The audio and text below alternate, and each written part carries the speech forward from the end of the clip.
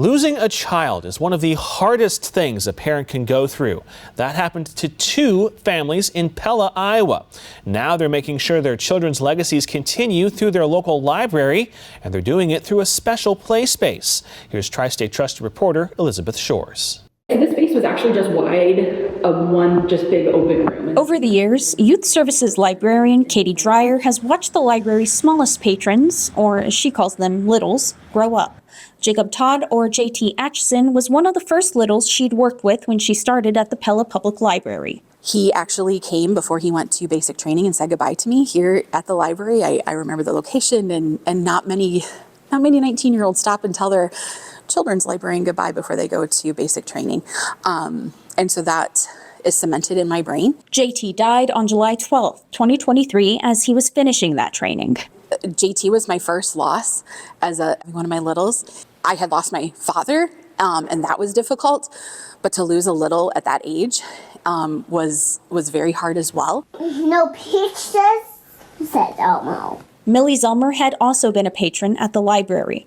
Her mother, Christy, says despite not knowing how to read yet, Millie loved books. Someone in the neighborhood. By the time she was 5, she had many books memorized, and all we would do is turn the page and she would tell us pretty much word for word what the story was about. On February 16, 2023, Millie died in a sledding accident. She had just turned 5 years old. I don't think there's anything in our lives that hasn't changed since losing Millie. I think one of our biggest fears as parents was we know over time memories fade and people forget, and we knew Millie was going to do big things with her life and spread her kindness. After Millie's death, the Zelmers decided they wanted to spread that kindness in honor of their daughter.